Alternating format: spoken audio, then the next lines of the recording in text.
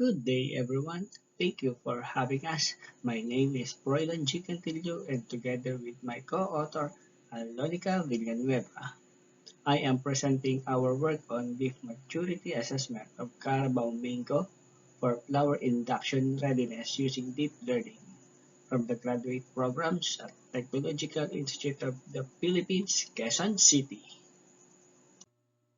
Let's start with why this problem matters. Mango is the Philippine national fruit, and the Golden Carabao variety in particular is a major export product.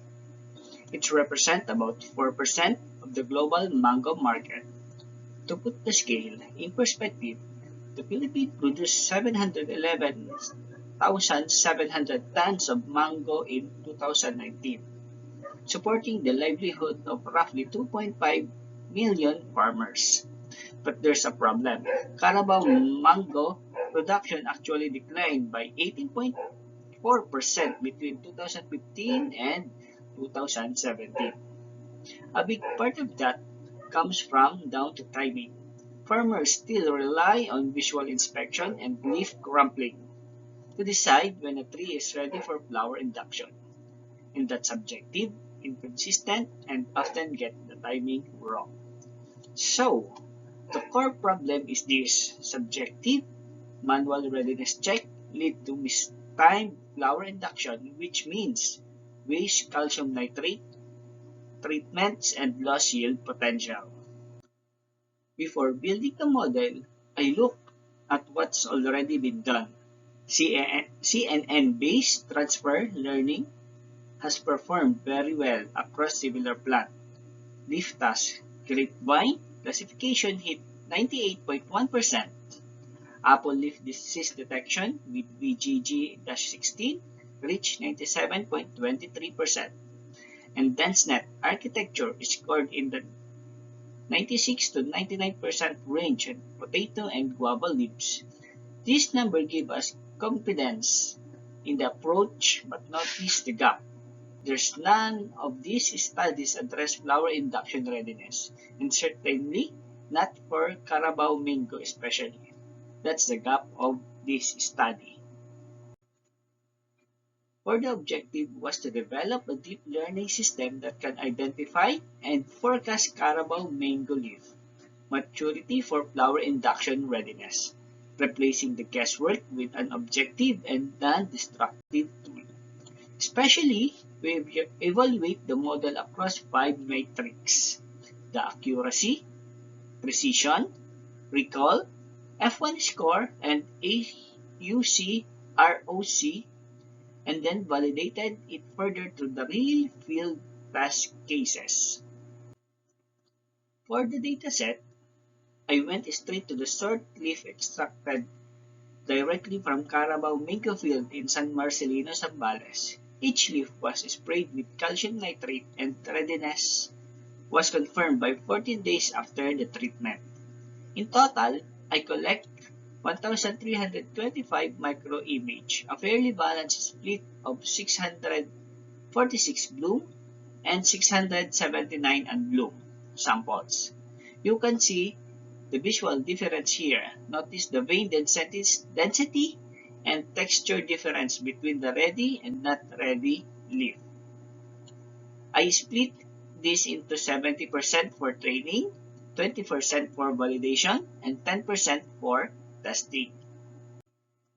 Every image went through the same 4-step pipeline, whether during training or interference. Convert from BGR to HSV, apply Clahe or contrast limited adaptive histogram equalization, especially on the brightness channel, to enhance local contrast without amplifying noise. Merge back to RGB, then resize to 224 by 224 and normalize. On the top of that, I apply on-the-fly data augmentation, random rotation, shift, zoom, brightness changes, and horizontal flip to expose the model to more diverse leaf appearance and reduce the risk of overfitting. For the model itself, I use EfficientNet V3. Initialize with pre-trained ImageNet weights. I fine-tuned the last 50 layers and add a custom classification head, global average pooling, a dense layer with 512 RALU units, drop out at 0.3, and the final segment output for the binary classification. Ready versus not ready. I trained it with Adam Optimizer at a very small learning rate of 0.00001 using the binary cross entropy loss. Here, the full hyperparameter setup, a batch size of 58, a learning rate schedule that decay at epoch 11 and 15, and early stopping with the patience of 5, monitoring the validation loss. Even though I planned for up to 50 epoch, trading actually stopped at epoch 31. Validation loss start climbing, which is signal to halt before the model overfits. The resulting gaps between training and validation accuracy was only 1.5%, which tell this is a good, well generalized fit, not memorized one. These are the actual accuracy and loss curve from the training. You can see both curves rising together early on and validation loss tracking training loss fairly closely, with just that one spike around epoch 20 which self-correct. At epoch 31, it landed on 92.76% training accuracy and 89.02 validation accuracy, with a training loss of 0.1962 and validation loss of 0.2583. That's a small stable gap, exactly what you want to see. It is evidence against overfitting. Moving to the held out test set of 134 images.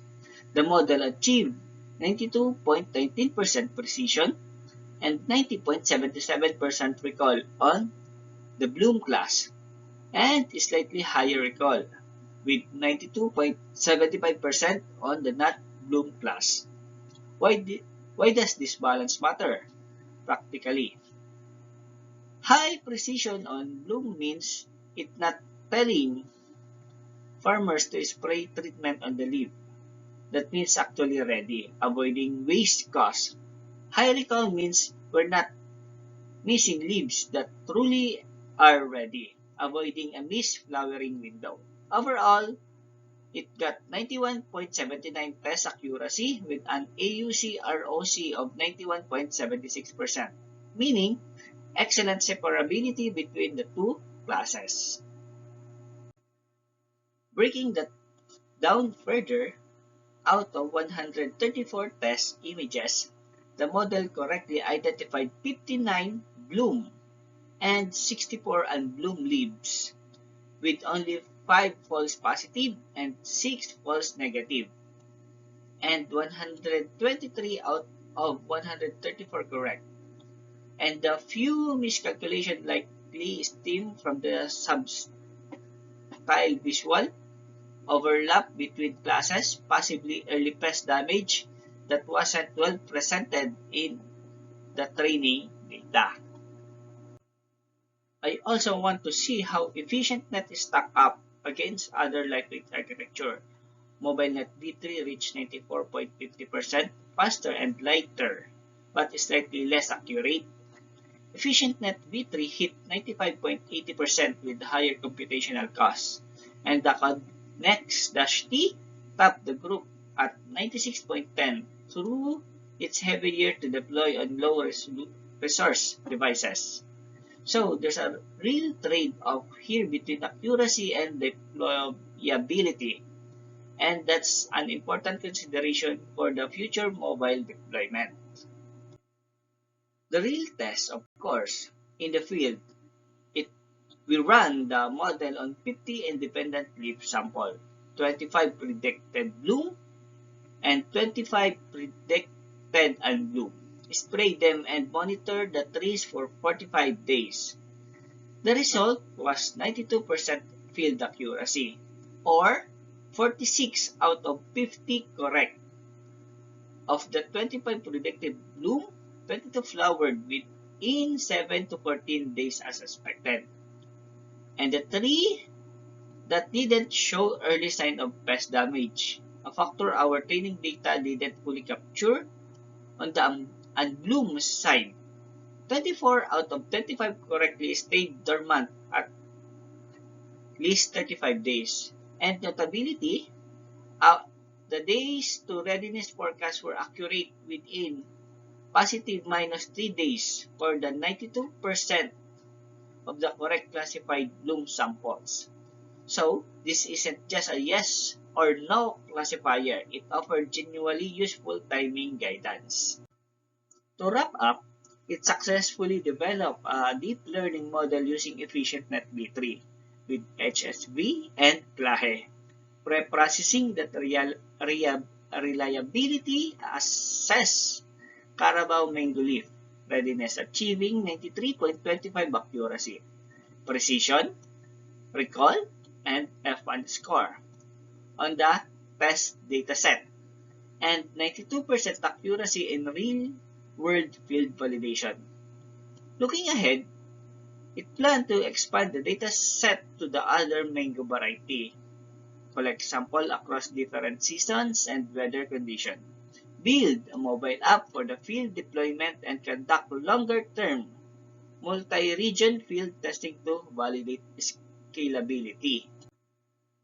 Thank you very much for your attention.